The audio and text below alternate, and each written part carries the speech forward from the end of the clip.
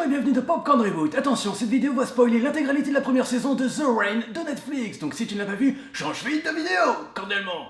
Bonjour les sérivores, comment ça va de votre côté? Eh ben moi ça va impec, merci. Bon alors, qu'est-ce que vous avez maté de votre côté? Eh ben devinez quoi, moi je me suis regardé la fin de The Rain, le dernier épisode, le numéro 8. Je sais pas si vous vous rappelez, mais dans l'épisode numéro 7, ils se barraient avec les étrangers pour aller vers un nouveau bunker, probablement même derrière le grand mur qui les encercle. Bon, il faut dire quand même que la team est pas trop feng shui à l'idée de les accompagner, mais bon, a priori, ils ont l'air pas trop méchants. Il se passe des trucs de fou dans cet épisode. Bon, déjà, ils retrouvent leur père. Waouh, au bout de 6 ans, putain, il était temps, hein. Et arrive ce qui doit arriver, Simone est un petit peu énervée contre son daron. Alors elle le tape avec ses petits bras musclés comme ça, tac tac tac tac tac tac, oh t'es méchant, t'es méchant, t'es méchant. Et le papa, lui, forcément, il fait ouais, je sais, mais c'était pour vous protéger. Bon, il y en a un dans l'histoire qui est complètement perdu, c'est un petit peu Rasmus quand même. Non, je te dis ça parce que pendant toute l'intégralité de l'épisode, il est en mode... J'ai pas compris. En gros, à chaque fois qu'on lui demande d'aller à un endroit, il te dit j'ai pas compris ce qui se passe, j'ai pas compris pourquoi je suis malade, mais pourquoi les gens ne m'aiment pas, mais pourquoi, j'ai pas compris. Pauvre Erasmus, beaucoup de choses doivent se passer dans sa petite tête. Et un autre moment important dans l'épisode, en dehors du fait qu'il retrouve le père, c'est que l'autre équipe se retrouve encore une fois enfermée dans le bunker. Et on leur propose de prendre des petites pilules, qui, si vous vous souvenez bien, sont les mêmes pilules qu'on a données aux étrangers. Tu sais, celles qui, si tu la prends et que ça gratte derrière la nuque, c'est mauvais signe. Et si tu essaies de sortir de la limite qui t'est imposée, you die. Bon, dans tout ça, il y a le père qui essaie quand même de sauver ses enfants, c'est-à-dire qu'il se rend compte qu'on ne peut pas extraire la souche d'origine du virus, et que le seul moyen de le faire, c'est de tuer son fils. Pourquoi?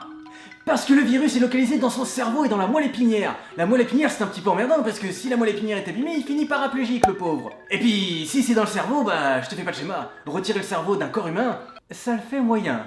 Oh, je t'ai pas dit! Il y a Jean qui est de retour! Et comment ils font pour le réintroduire, ce con? Il monte son cul. Ouais. Il y a un magnifique plan, et là Léa forcément, tu comprends là, elle est complètement en mode...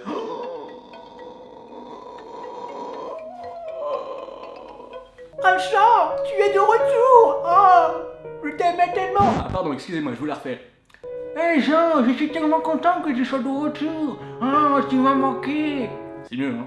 Oscar de la meilleure interprétation de Léa. Après que tout le monde se soit retrouvé et que les tests aient commencé sur Rasmus pour essayer de créer un antidote à cette grosse merde...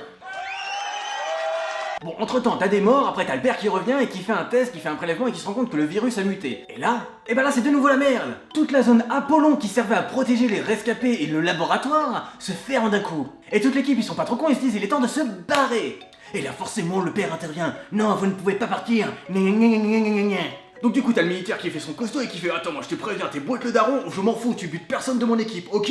Et là, t'as le père qui fait son as. Écoute, tu sais pas de quoi je suis capable, ok? Tu sais pas de quoi je suis capable, mec! Bon, en fait, il a pas un accent comme ça, mais je sais pas faire autre chose. Du coup, t'as le militaire qui s'avance et qui fait ha ha ha! Et là, PAM! Le père lui tire dessus. Là, t'as le militaire qui se dit oh, ça pique une balle quand même. Bon, après, je sais plus trop ce qui se passe, mais grosso modo, il défonce le père et puis il se casse dans sa camion. Et là, on arrive aux 5 dernières minutes. Ils se disent waouh, on va foncer vers le mur, on va se barrer, on va pouvoir s'échapper. Manque de bol, t'as une team d'étrangers qui est là, qui les attend avec des gros flingues en mode bougez pas, sinon vous flingue. Les étrangers leur expliquent que s'ils ont ingurgité des petites pilules et que ça leur démange dans la tête, et bien tout simplement leur tête va faire pouf s'ils essayent de se barrer de l'enceinte. Coup de chance pour Simone, elle n'a pas ingurgité cette merde. Ce qui fait qu'elle pourrait très bien se barrer et s'en aller tranquillement. Sauf que comme elle est amoureuse et qu'elle est un petit peu en mode ah le militaire je t'aime, et ben elle se dit non, je vais rester avec vous. Et fin de la saison, ils retournent dans la bagnole, Léa fait un putain de gros wad aux militaires, et ils rigolent tous en faisant une marche arrière. Et ça termine comme ça.